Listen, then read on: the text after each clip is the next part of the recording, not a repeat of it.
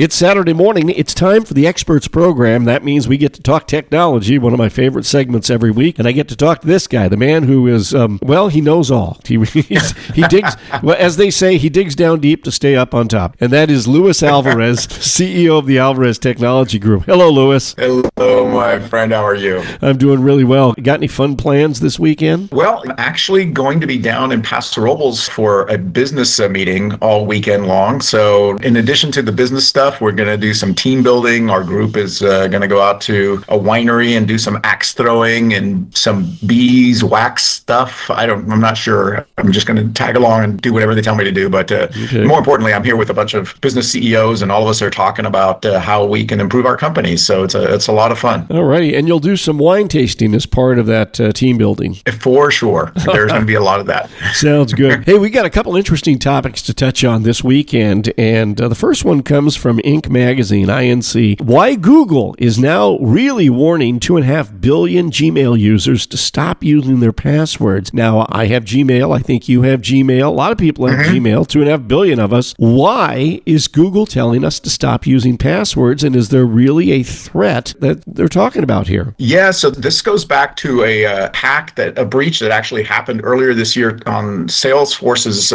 systems. A hacker group called Shiny Hunters managed to penetrate Salesforce and steal all sorts of data, including Gmail accounts, contact lists, and maybe actual credentials. But because of this hack, Google is warning anybody that has a Gmail account to change their password, to do things like incorporating multi-factor authentication into their account, and actually even considering using a passkey, which is a way to kind of eliminate passwords and instead use the biometrics of your device, whether that's a fingerprint or the camera on your phone or your laptop, to log in rather than trying to rely on a password. So why is our email so critical as far as protecting it with a password or a passkey or changing the password for that matter? Well, email is still the primary attack vector for most breaches. About 70% of breaches that happen either for consumers or businesses happen because of email, something that happened via an email that you received. Phishing emails are primarily responsible for that. But in addition to that, once the bad guys can get access to your email account, they can impersonate who you are and reach out to your friends and family and business associates and get them to do things that they wouldn't otherwise do. You know, we call that social engineering, where somebody is asked to perform something that they might not normally do because they're getting an email from a trusted source, right? So if somebody breaks into Mark Carbonaro's email account and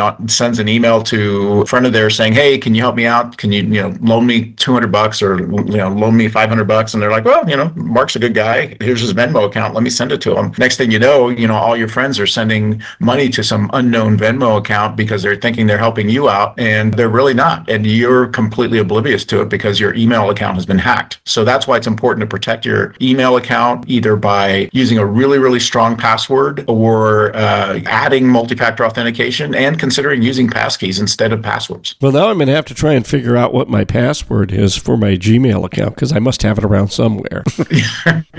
Most of us forget because we have it automatically populating whenever we log into it. But if you don't know your password, it's really easy to just do a reset, and you'll get an email, and you can reset your password and create a secure password. And what we recommend is, rather than just relying on a password, like password 123, which is still, by the way, one of the most popular passwords out there, create a passphrase, something like "I like golfing" or "I'm an avid sailor," and then sprinkle that phrase with special characters. So instead of an A, you use an asterisk, for example, and instead of an I, you use an exclamation point. But creating a passphrase that's easy to remember and a long passphrase, make sure that it's longer than 12 characters, is something that we recommend to our clients. Sound advice from Luis Alvarez. All right, our next topic here, we get into AI once again, and it's also about cybersecurity. AI-powered phishing, how intelligent attacks are going to, or are actually outsmarting cybersecurity defenses. Now, this one sounds really serious, too. Yeah, we've all been subject to phishing attacks over the years, and in the past, it was really easy to detect them, right? Because the spelling was off, or the vocabulary didn't make sense, or the syntax didn't make sense. But the bad guys have gotten really, really smart and are using AI now to write their phishing emails. And so there's no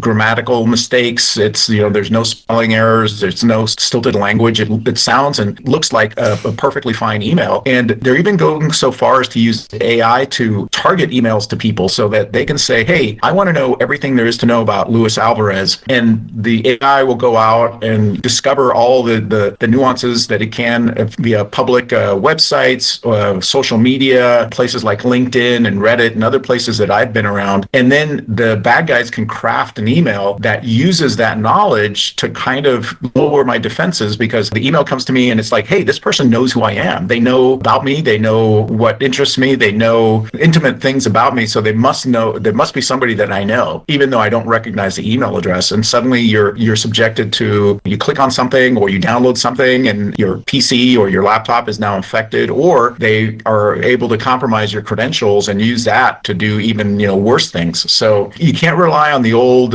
ways of detecting phishing anymore. You have to be a lot more alert, and especially when you get an email from somebody that you might know, that whose account may have been hacked or whose account is being spoofed, and they're sending you information that looks really good but might be a little suspicious. So you have to kind of keep your spidey senses at the forefront, because phishing is getting much more sophisticated. That's Luis Alvarez, CEO of the Alvarez Technology Group, joining us today here on Power Talk Radio. Online, you'll find them at alvareztg.com. At AlvarezTG is their X handle. Luis, the toll-free number for the I-Team. Give us a call at 866-78-I-TEAM. That's 866-784-8326. All right, and looking ahead to Monday's program, is it possible to build muscle mass with no work at all if you put on some special clothing? Yep. If you're a couch potato, you might want to tune in, because you might want to discover how you don't even have to work out to build muscles. All right. Well, the fun starts at 8:30 Monday morning. Be sure to join us then. Luis, thanks so much. Enjoy the rest of the weekend, especially the team building at the winery. I'm jealous.